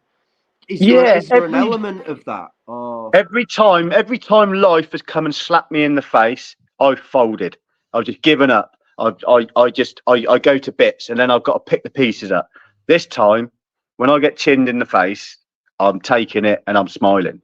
It sounds ridiculous, but I can't help the way I feel. Like I say, I've felt like this for so long. It's something I have to do. I even told my mum about it, and I didn't expect my mum to say this, but I wasn't surprised when she did. She just said, "Show him who you are." But my mum, obviously, I'm my mother's son. She knows me. She knows me inside out. I'm not saying I don't come from a fighting background at all. But if you was to meet my family on my mum's side, particularly, there's something there. There's just something there. I can't describe it. They're all, not saying aggressive, but they're tough people. I can't. There's something there which I think is going to enable me to get in that ring and fight well. And at the end of the day, if I'm wrong, I won't even say I look like an idiot. I was wrong. I'll take it like a man. I've learnt my lesson. I feel like it's a lesson that I've got to learn. I need to learn it the hard way, because I do genuinely believe I'm going to train, but I believe I can get in there with no training and still beat him. I do honestly believe that. but it's not the way to go. I want to ensure that, I mean, I can at least go the distance. And apparently a fighter's worst enemy is the fear of being tired and not being able to go. It's not getting knocked out, it's the fear of being that tired that you can't defend yourself properly. And that's all I want to do. I'm gonna get fit. I'm gonna get in the shape of my life. Like I said in the chat earlier, I won't be sparring. I won't be punching any bags. I'm just gonna, as soon as the bell rings, everything is going to be done on the fly. I don't see the point of getting into a camp and practicing for a bloke who's going to come at me throwing 1-2s, and then I get in there with Andy Goodhand and he's doing something completely different. Like, please don't, any of the other fighters watching this, please don't take offence, but I don't see Andy as a world champion bare knuckle boxer. I see him similar to myself, as he's got a big heart, he's got a massive set of balls, and he's willing to get in there and find out. You can't take that away from him. But I don't, and I myself, I've already admitted I've got no technical ability, but I just think it's going to be a slugfest. It's going to be a slugfest. I do apologise if Andy watching this and I've offended you. I'm sorry, but you told me to stop caring about other people's opinions and focus on what I believe, and that is my opinion. I agree. I think it's going to be a war. And I know Andy, and he's game as fuck. Like you say, he's got a big heart. He's going to get in there. You know, he'll turn up, and he's going to throw down, and it's going to be a battle, like guaranteed. Yeah. You know, and I don't think it's going to be over in the first round, if I'm honest, because I think the pair of you will, if you get put down, you're going to be getting back up, and that's just how I see it. You know, that's just how I see it. But I mean, it could be over within 2-3 punches. It's bare knuckle. You never know. But yeah, I just don't see it going that way. And I think what people will be in for is a treat. I think it's going to be a spectacle, you know. And it's what I love about the sport is the unpredictability of it all. Anything can end a fight, you know. People say it's barbaric in this. Like, listen, violence is bred into us. It's part of who we are. Gladiators, world wars, violence is in us. You can say what you want, but you get two blokes having a punch up, you stop what you're doing and you watch. You do. Like, it's entertaining. Yeah. It's a win-win, because the fighters who are in there are entertained and the people watching are also entertained. I need to know what it feels like. If I do win that belt, I have a firm belief that if you've got a belt, you don't stop until you lose that belt. You fight until you lose the belt. And I say Simon was good enough to give me the fight, so I will continue to fight. If I do win the belt, which I hope and I do, I will continue to fight until I lose. I think it's only fair.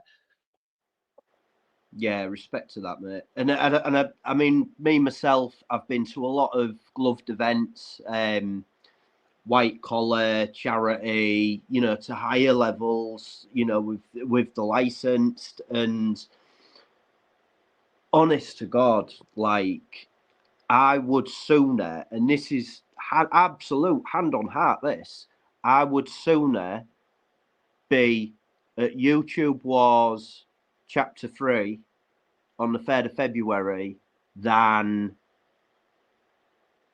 let's see, it was the Bellator, UFC, KSI, BKB, Logan Paul. Oh, fuck me, DAZN. Anything like that, mate. Anything. You know, anything. I'd sooner be at a bare knuckle event where I'm going to see 40 blokes plus get into a ring for war. And whether that Real round, war. like, you know, proper war, mate. And it is. And it is what it is. And I tell you what, as well, there's absolutely no losers in this sport. There's no losers whatsoever. that's how it feels. I mean, Craig Fuller he fought last week, and mate, like his attitude. I mean, the bloke he was fighting was he was an absolute monster, wasn't he? Oh, Fucking mate, he looked like giant. he was about 7 foot tall. Yeah. Like, mate, just to get in there with that bloke, you got some fucking balls on you, Craig. Like, but his attitude, he considered himself a winner, and like I say, he is. But he is. Yeah, he is. I appreciate it. Like, fucking hell, mate, you've got that bang on. You've got that bang on. He got in there. He showed his soul to the entire world, and he lost. He lost the fight. So what? It's a fight. It doesn't matter. It doesn't make him a better. This narrative that you're the better man. You were the better fighter at that point in time. If they fought again, Craig might get him. Like, but that at that time on that night, that bloke at that time was the better fighter. Yeah, and that's it. It's no need to beat yourself up. Like I say, I just think what balls he got to get in there with him. I couldn't believe when I see him walk in there. I'm like, fucking hell, Craig. Like, mate, I mean, you know, like, you know, you're up against it as well when you fucking get there and you're fighting a guy with Matt Leggett running his corner. Do you know what I mean? Like, yeah. Because I mean, Matt Legg's the fucking real deal, big time. Oh, so like I say, it's all well and good. Like I say, when you're matched up, like I say, me and Andy are a similar size. Like I say, I believe I can beat him, and he believes he can beat me. But if you stick me in there with someone who's 6 foot tall, I'm probably going to be looking at him thinking like, I might get beat here. I should imagine the self-doubt is that much stronger when you're fighting someone that size. And he must have known, he knew it beforehand how big he was, and he's still done it. The bloke's an absolute... Massive credit to Craig Fuller, and he's a top bloke as well, Craig. He really is. You know, I've spoken to Craig a few times. He's a top bloke. He can't wait. I know he can't wait for the next event. A lot of people, you know, a lot of people, we have a bit of fun in the WhatsApp group, don't we? We've got, you know, with all the fighters in, and they're all good boys. Do you know what I mean? They're all top lads. There's a bit of banter coming in here and there and whatever else. But of course, you know, it is what it is. Boys will be boys. That's it, mate. Yeah, that's it. But in terms of then, Jim, what can the people expect from you and your platform, your channel? What's happening with the Jimmy Newman channel, and where do you see that going? Well, I'll be honest with you. Initially, I was of the opinion that I really couldn't do it without Scotty G. But reading the messages, I think that's just being negative. So I think I give myself a week out. I'm looking at it. I didn't make any videos because I looked terrible, and I was pale. I wasn't eating. I wasn't sleeping. And looking at it, I think that might have been a mistake, to be honest. I should have made some videos and maybe show people some of the worst part of the process, but I didn't. Maybe I should have got up and shown them my bed in the morning. Like, it looks like a crime scene. You know what I mean? Just the sweat outside my body. You just obviously waking up sweating. But maybe I made a bit of a cock up. But I want to just continue doing what I'm doing. To be honest, I've always been of the opinion that the comment section of YouTube was just terrible. Like, and every single comment section was like that. But I've realised that it was maybe it's just a few channels that are like that. Because I mean, I've had a few idiots, but other than that, it's all I'm surprised how much I like speaking to absolute strangers. I suppose it's essentially what this was meant for, is it not? Like social media, talking to people, bringing people close. I was going to say, I know when we've spoken before, you had a lot of misconceptions as well about social media, didn't you? And then since doing this, like, your views have sort of started changing a bit. And I think I obviously I'm looking at, it was more like the Instagram filters and what it's doing to young girls, and like everyone's got a filter on. and Facebook. I mean, I have actually got a Facebook now. I only used it to get in contact with Simon. But yeah, my eyes. I think my eyes have been opened a little bit to maybe not everybody's a knobhead. Like, I think I mean, and it's only sort of, if it, not what it is, but I think that if you did like an open panel on your live with yourself obviously hosting the panel, so you can bring people in, take people out, and do it like that, and almost just start at one point and see where it goes over the course of an hour or two. I did actually. Me and Scotty. Well, Scotty was on there as well, but we did actually do that. And I remember I had there was a Geordie on there. We had an Irish bloke, a Scottish bloke, and an Englishman. I think we was only missing an Irishman. I just remember there's a joke in there somewhere. Yeah. But initially, like I say, it was around the time that they wanted to jump on and have, I think initially pop off at Scotty. But I sort of said to him, like, look, I think there was 5 people on there. I was like, look, I've watched Decker's lives. Like, when you get that many people on and you're all talking at once, it just turns. It's unwatchable. So, like, if we're going to do this, like, let's be polite. Let's let people have their say. Try. It was brilliant. Like, I actually got off that live and I was buzzing. Yeah. I was absolutely buzzing. But then I go through the period. Sorry. No, I was just going to say what I think the niche is as well, because I could reel off channels that do that with panels, but it's just bitching. It's just like trolling and bitching and, going in like that. So actually a bit of a breath of fresh air in YouTube to actually just have a panel show where it's not like that. It's people talking honestly, openly, helping each other, sharing experiences. Yeah, get on and show. Yeah, I think it'd do well, mate. Honestly, I do. Yeah, no, I'm definitely.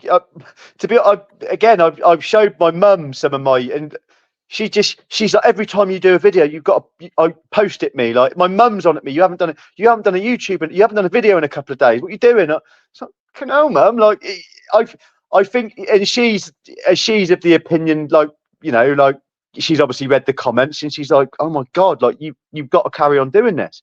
I don't get me wrong. The idea of helping people is obviously one reason, but I can't dispute. I do enjoy it.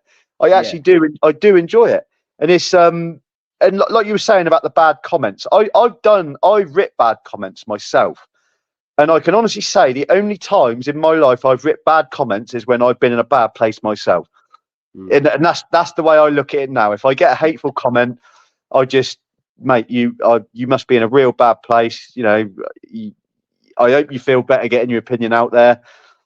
But there was no need for it. I don't really pop off at them, to be honest. I just sort of tend to ignore it. I tend to not feel sorry for them, but I just look at it like, to write that, mate, you're obviously not in a good headspace. There was you've been there yourself. I think that's a real good mentality. Yeah, I've done that. I've done it. Yeah. So I understand it. Like, it's almost like when you're miserable, you breed.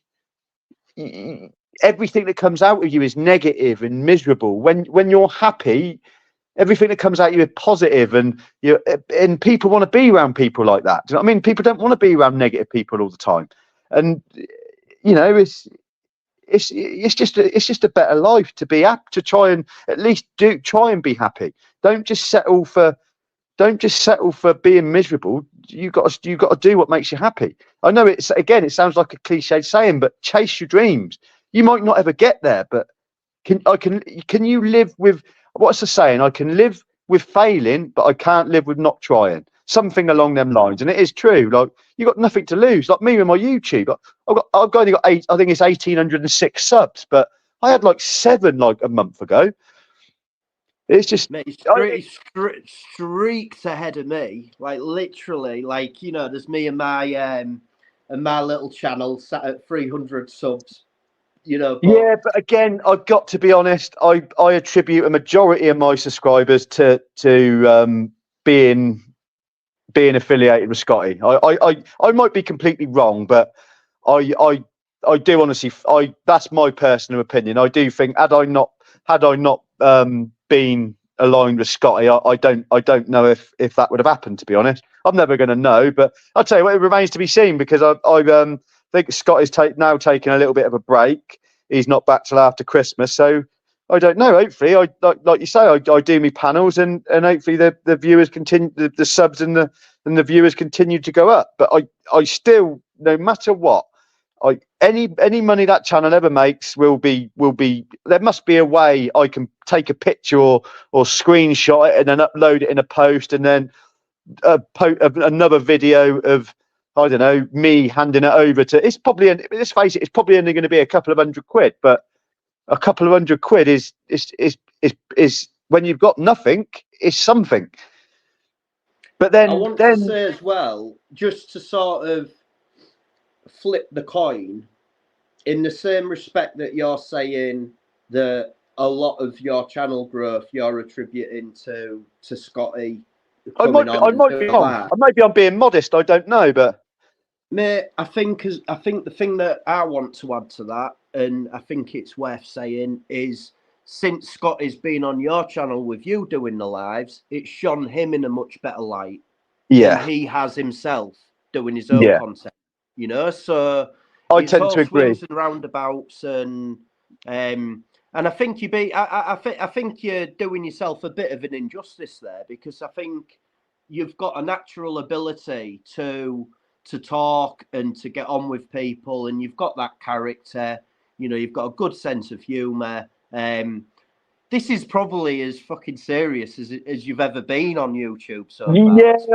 Yeah, I don't want to act too crazy.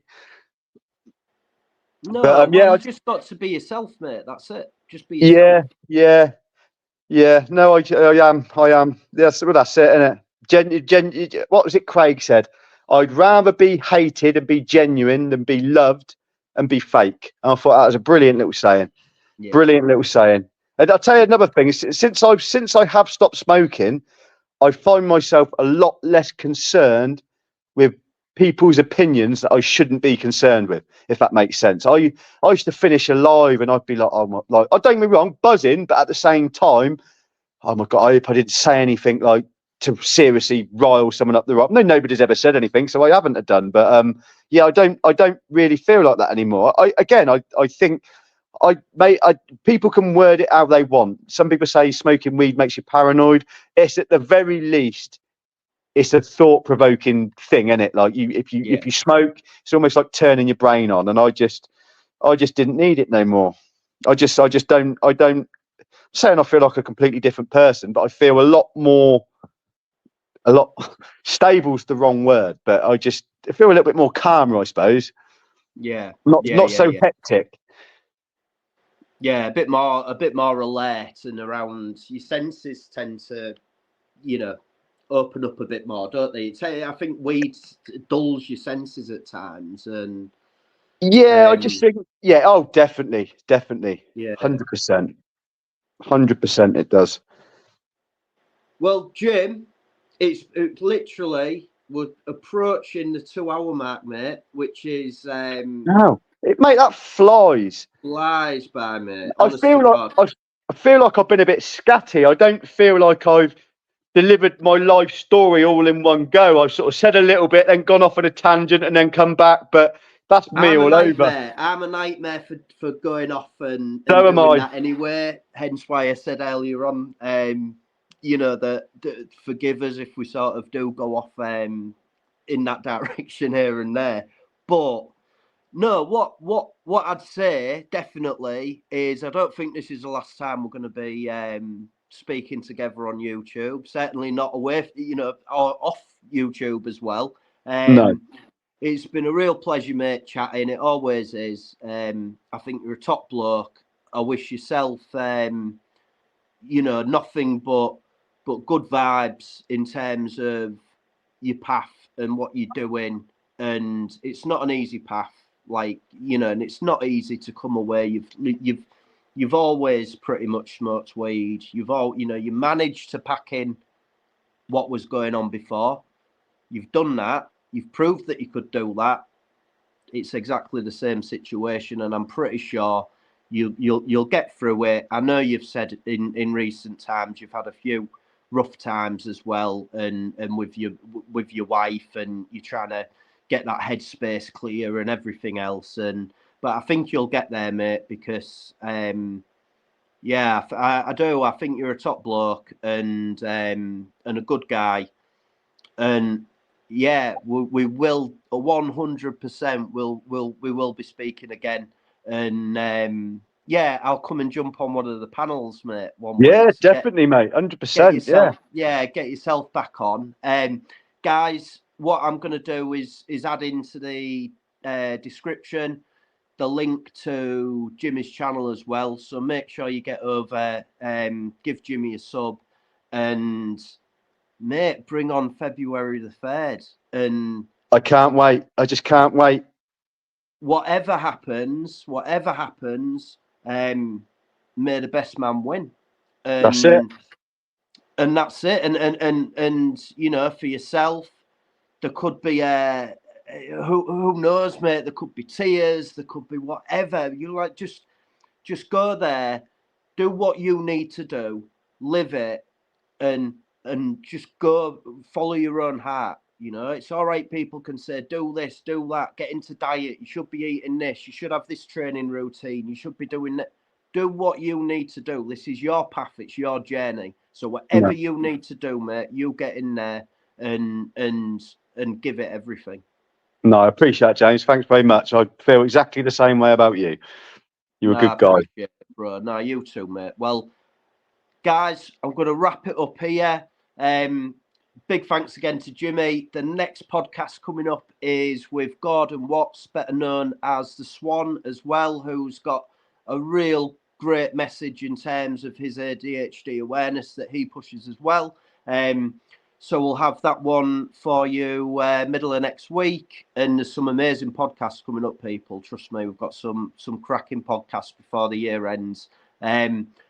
Everybody, take care. Look after each other. Enjoy the festive period.